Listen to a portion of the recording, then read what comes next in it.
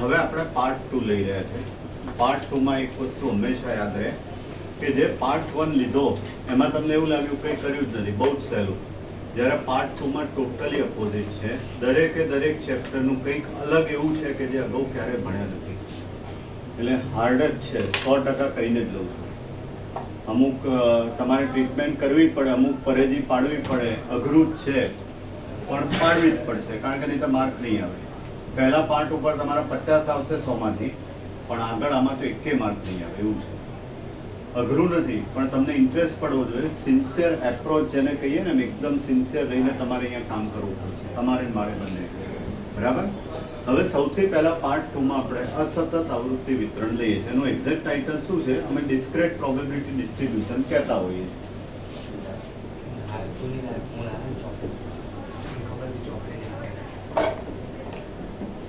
સમજાવું છું, પહેલા એકાદ બુક હશે તોય ચાલશે. અસતત આવૃત્તિ વિતરણ એટલે શું? વાંધો નહીં, માની દે. કોઈ પણ એક આવૃત્તિ વિતરણ લઈએ આપણે, તો તમને એકચ્યુઅલી આવૃત્તિ વિતરણનો બી ઓબ્વિયસલી આઈડિયા ના હોય, પણ એક્સની જુદી જુદી કિંમત માટે એક્સની સંભાવના શોધીએ. નવા શબ્દો છે એટલે હું કરીશ એટલે જ ખબર પડશે, પણ આ તો મારે કહેવું પડે. એક્સની જુદી જુદી કિંમત માટે એક્સની સંભાવના શોધીએ અને એ સંભાવના જ્યારે 1 આવે એનો સરવાળો, ત્યારે એને અસતત આવૃત્તિ વિતરણ કહેવાય. ના ખબર પડી, હું સમજાવું છું. ઉદાહરણ, સિક્કો ઉછાળીએ, શું મળી શકે? કાં તો હેડ મળે અથવા ટેલ મળે. બરાબર.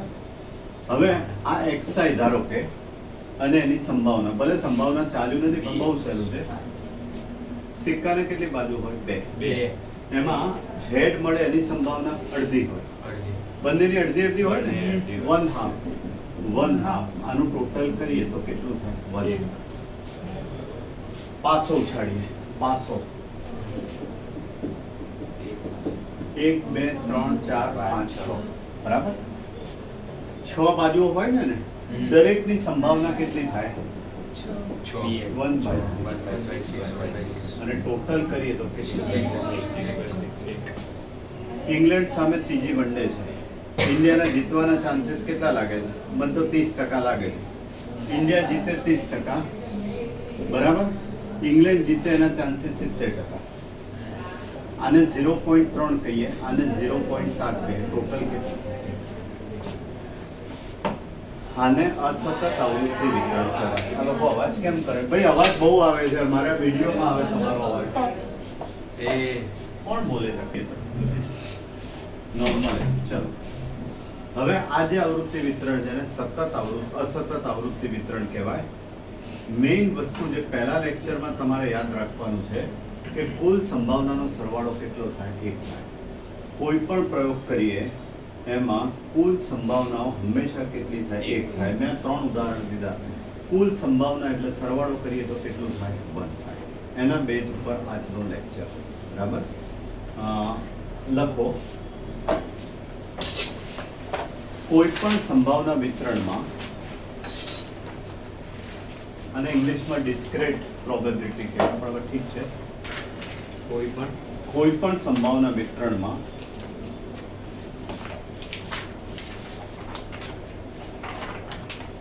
કોઈ પણ પ્રયોગ માટે કુલ સંભાવના 1 થાય.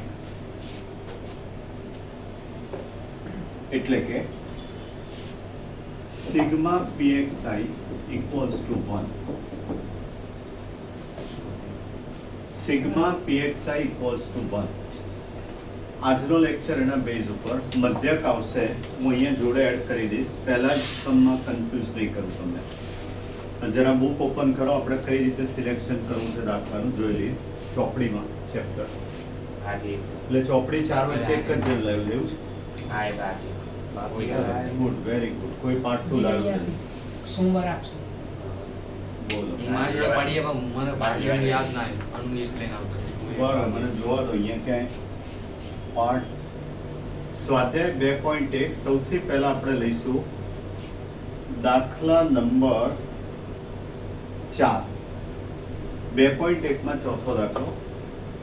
રકમ સેજ લખવી પડશે, બહુ મારે આમે લખવું જ પડશે. ખાલી નંબર 1 કે ની કિંમત શોધો.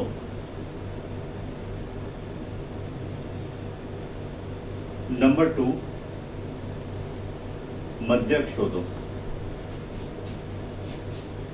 x અને px. બરાબર, આપણે આઈ લગાડીએ એટલે ઘણા નથી લગાડતા હોતા. -2 -1 0 1 2. આ બોલતો અહીંયાની મને જોડે જોઈને લખતા નહીં ફાવે. pxi બોલો. k/3 k/3. k/3 ફરીવાર k/3 ફરીવાર k/3. is it 2k 4k square. Okay, ચલો હવે શાંતિથી સમજવાનો ટ્રાય કરો. આને આવૃત્તિ વિતરણ કહેવાય. x ની કિંમત આપી હોય અને pxi આપી હોય. પ્રોબ્લેમ ક્યાં થાય છે? અહીંયા k અચળાંક છે. મેં એવું કીધું કે સંભાવનાનું ટોટલ કેટલું થાય? 1 થાય. એનો અર્થ આવો થાય, જોજો, k/3 plus 2k plus 4k square equals to 1. લસા લઈ લઈએ આપણે. 3 કહેવાય, જો તો એલસીએમ કેટલો કહેવાય? 3. k plus k plus k 6k 12k square બરાબર 3. Is it clear? કે જે એક સ્ટેપ કરું, ચલો.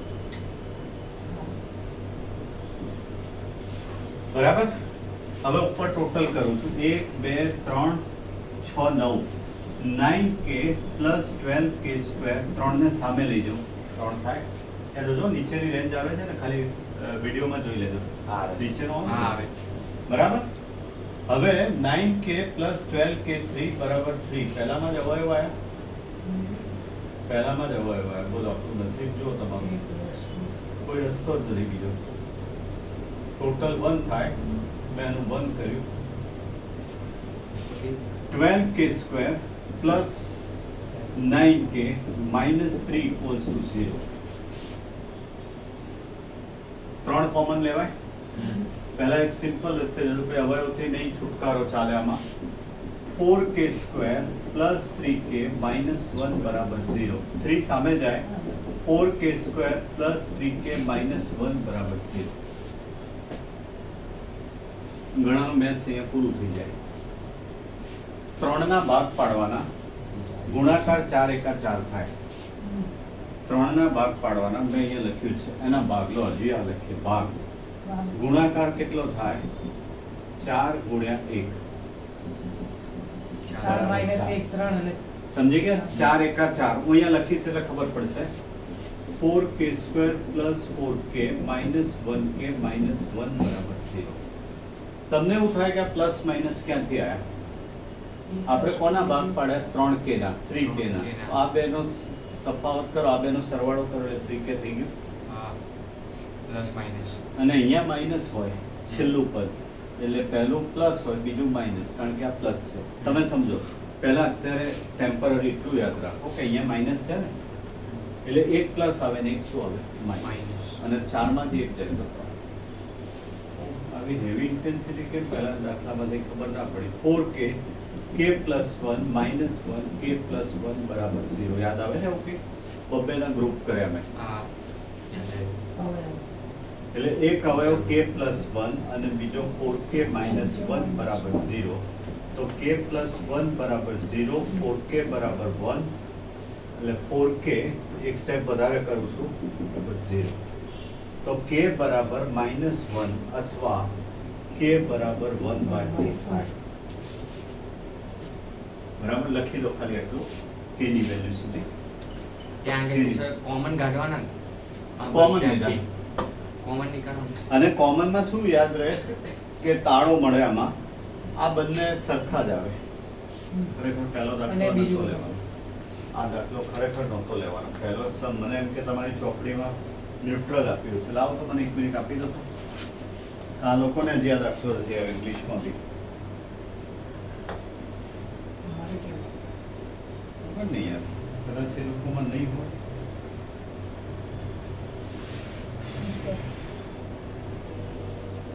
ત્રીજો દાખલો લઈએ. બોલો, ક્વેશ્ચન. આ સહેલું પડશે. Sum number 3. એક યાદચ્છિક ચલ x નું સંભાવના વિતરણ નીચે મુજબ વ્યાખ્યાયિત છે.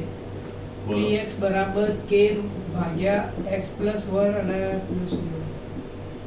બોલો એની સાઈનને કે રીતે પ્રોનાઉન્સ કરવાનું ભૂલી ગયો. સ્ક્વેર છે x પ્લસ 1 પછી અહીંયા કોઈ કાઢી નાખ્યું છે ભાઈ ઉપર ના. સ્ક્વેર હતો ઉપર સ્ક્વેર નતું. હા એની નીચે k અપોન હા, k પ્લસ sin. 1 એટલે ફેક્ટોરિયલ છે ઓકે ફેક્ટોરિયલ હા. ફેક્ટોરિયલ આ સહેલું છે તમને લાગે એવું હમ. બરાબર અને x ની x કિંમત બરાબર આપી 1 2 અને 3 અને k બરાબર એટલા.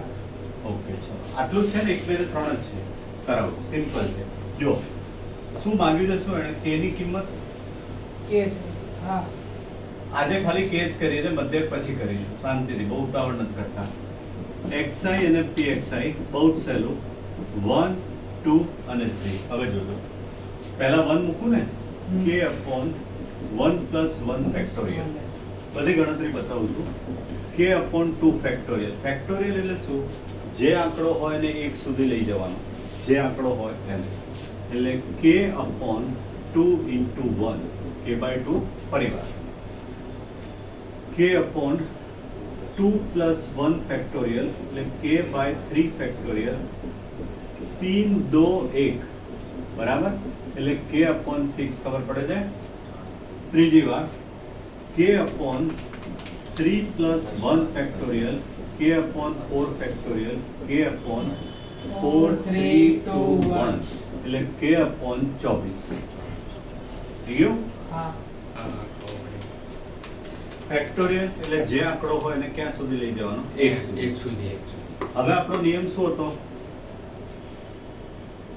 સિગ્મા pxi કેટલું થવું જોઈએ 1 એક બરાબર એટલે આ બધાનું ટોટલ કેટલું થાય 1 k by 2 k by 6 અને k by 24 equals to 1 LCM તો લેવો જ પડે 24 આવે મોટો એ તરત દેખાય છે LCM કેટલો આવે 24 અહીંયા 2 છે ને એટલે 12 વડે ગુણવા પડે 12 દુ 24 અહીંયા 6 છે અને 4 વડે 4k અને અહીંયા 24 જ છે ભાગ્યા 24 બરાબર 1 બરાબર LCM લીધો અને 17k ભાગ્યા 24 બરાબર 1 24 સામે લઈ જાઓ 17k બરાબર 24 તો k બરાબર 24 ભાગ્યા 17 થાય k ની કિંમત 24 ભાગ્યા 17 એવું પોઈન્ટમાં ના લવાય એક્ઝેક્ટ ના આવું આવશે 24 ભાગ્યા 17 હવે ત્રણ એક ઉદાહરણ લઈશું એટલે ક્લિયર આજે થવું જોઈએ આમ તો કઈ છે નહીં બે આમાં તો મેં ફેક્ટોરિયલ કર્યા અને આનાથી તો ટેવાવું જ પડશે સર તમારે એલસીએમ કેવી રીતે લીધું એના ખબર એટલે હું પહેલા ધોરણમાં લઈ જાઉં 2 6 અને 24 આવું કંઈક કરાવતા હતા પહેલા 2 થી ભાગ ચાલે પછી પછી 2 થી હા, 1 ખબર પડી. 3 6 ફરી 2 થી 1 3 3 હવે પતી ગયું 2 3 1 1 એટલો પહેલા ધોરણમાં સાવ આનો ગુણાકાર કરી નાખો 24 આવે 24 આનાથી વધારે કોઈ રીત 12મા ધોરણમાં ના હોય આમ તો આય ના હોય પણ તમારા હિતમાં મેં લીધું સિમ્પલ કયું 12 કે બારનું 24 બારનું આ 2 છે ને 24 કરો હોય તો 5 થી ગુણવું પડે અને 4 થી ગુણવું પડે ને આ તો છે જ હા સમજી ગયો બરાબર LCM એટલે હજી તમને સમજાવું હા, હા. આ k by 2 છે અને 24 થી ગુણો. 24 આવી ગુણવા રીતે. પડે બારનું 24 હાવ બેઝિક્સ લઈ લો 24. નસીબ પછી જો અહીંયા k by 6 છે એને 24 થી ગુણી નાખો અને k by 24 છે એને 24 થી ગુણી નાખો લો એટલે 12k અહીંયા 4k અને અહીંયા k લો બસ હવે તો આનાથી બેઝિક્સ તો પોસિબલ હા હતું એટલે લખજો તમે પાછા લખો ત્યારે લખો ભાઈ 2 3 ઉદાહરણ લઈએ લખી પોઝ કરવો હોય તો કરી દે 2 3 મિનિટ થશે તમને અને ઉદાહરણ 2 2 બોલો ક્વેશ્ચન નીચે આપેલ વિતરણે અસતત ચલનું સંભાવના વિતરણ ક્યારે બને તે નક્કી કરો તે પરથી x બરાબર 2 માટેની સંભાવના મેળવો px બરાબર c કૌંસમાં 1/4 ની x ઘાત. જોઈ લો એક જ મિનિટ ક્વેશ્ચન પ્રોપર ડિક્ટેટ થવો જોઈએ ઓકે પહેલા વિધેય આપ્યું છે સંભાવનાનું px બરાબર c into 1/4 ની x છે ને ઓકે px બરાબર c 1/4 ની x હા. બરાબર x ની વેલ્યુ હશે જુઓ તો 1 2 3 4 ચલો તૈયાર ફરીવાર બધા સ્ટેપ હું બતાવું છું એક એક સ્ટેપ xi અને pxi 1 2 3 4 પહેલા c 1/4 ની x c 1/4 બે